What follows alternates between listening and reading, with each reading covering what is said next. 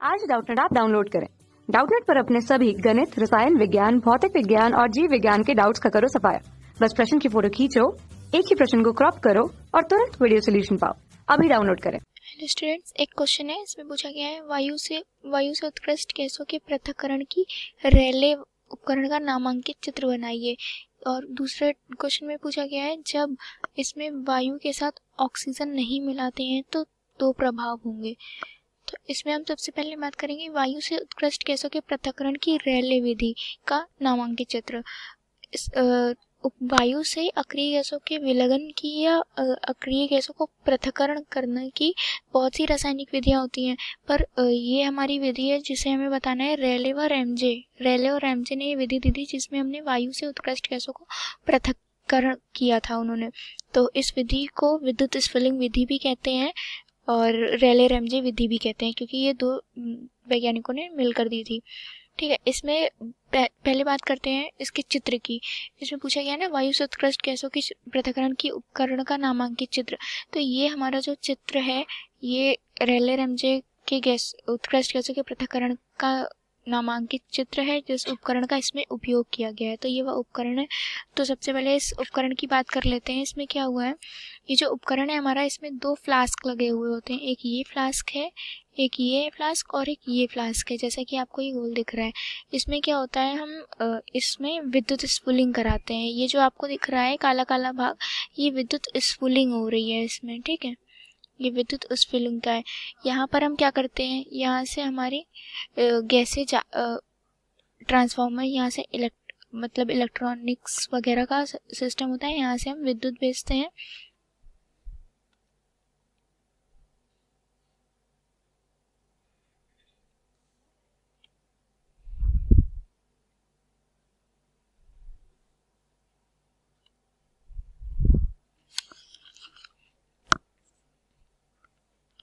इसमें क्या होता है कि ये जो हमारा 2 ट्रांसफार्मर लिखा है, इसमें यहाँ से हम विद्युत भेजते हैं और उसके बाद ये जो हमारे फ्लास्क लगे होते हैं यहाँ से विद्युत स्फूलिंग हो रही होती है।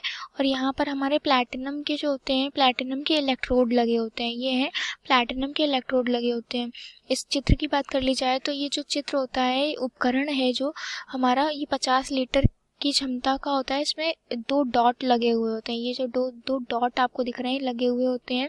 इसमें दो बड़े फ्लास्क होते हैं जैसे कि ये और ये है, और इनके ही बीच में विद्युत स्फुलिंग कराया जा रहा है। जैसे मैंने पहले यहाँ पर बताया, ये विद्युत स्फुलिंग कराया जाता है और इसमें वायु और ऑक्सीजन के मिश्रण को भेजा जाता है। यहाँ से गैसेस, इन जहाँ पर लिखा है यहाँ पर वायु और ऑक्सीजन के मिश्रण को भेजा जाता है, तथा इस मिश्रण को इसलिए भेजा जाता है जिससे हम और भी जो हमारे वायु में उपस्थित होती हैं गैसें, उनको पृथक कर सकें।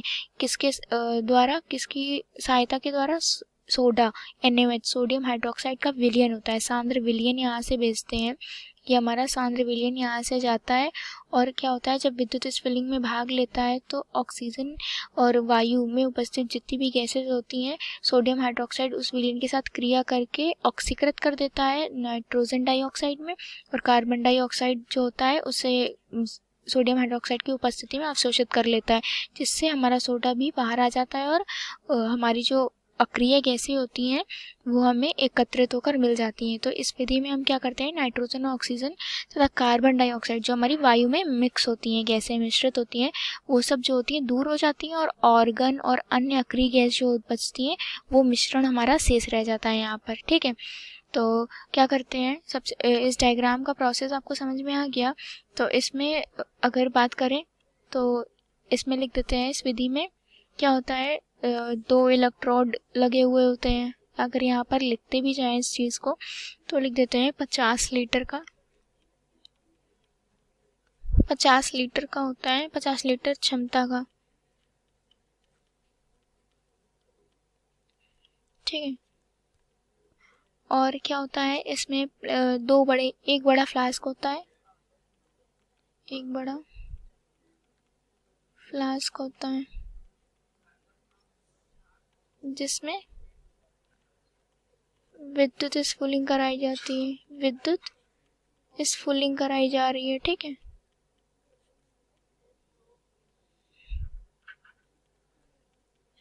कराई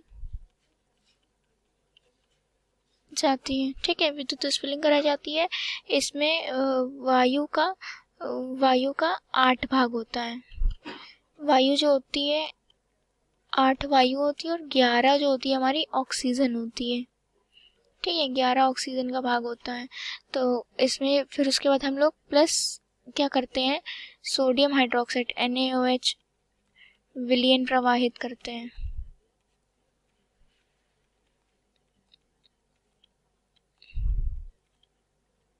जो कैसा होता है, सांद्र होता है। ठीक है, अब इसके आगे का प्रोसेस मैं समझा देती हूँ।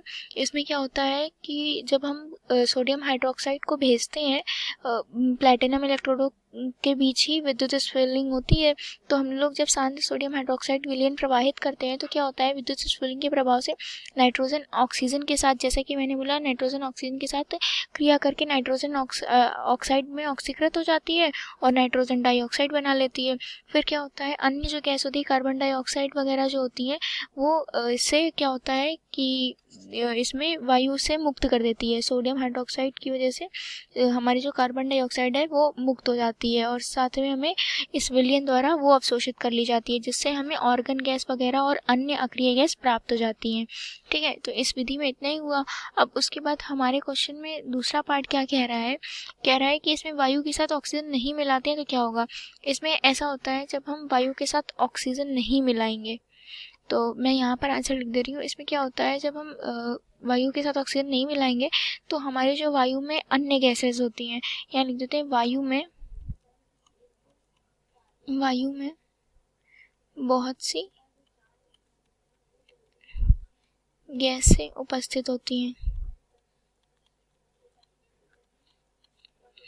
ठीक है, वायु में बहुत सी गैसें उपस्थित होती हैं, जैसे हो गया नाइट्रोजन, हो गया कार्बन डाइऑक्साइड, हो गया और भी गैसें हमारी उपस्थित होती हैं। अगर हम इसमें ऑक्सीजन नहीं मिलाएंगे तो हमारी जो नाइट्रोजन और कार्बन डाइऑक्साइड है वो पृथक नहीं होगी। ठीक है, तो एक रीज़न ये हो गया, फर्स्ट रीज़न ये हो गया, नाइट्रोजन व CO2 गैसें पृथक नहीं हो पाएंगी। ठीक है, पृथक करो, नहीं हो पाएगा। ठीक है, नहीं हो पाएगा। और क्यों ऐसा, क्योंकि जो वायु से मैंने बताया ना कि नाइट्रिक ऑक्साइड बनाती है ऑक्सीजन से संयोग करके, क्योंकि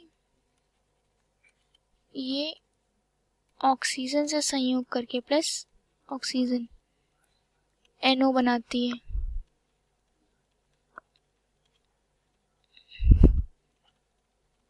जो कि बाद में अवशोषित हो जाती है।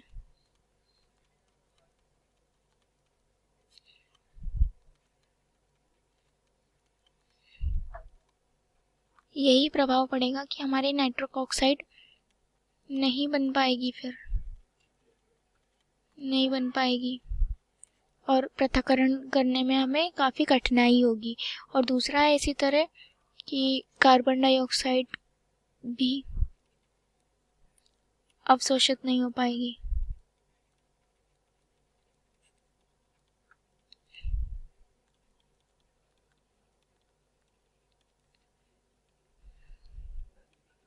क्योंकि ये ऑक्सीजन से संयोग करके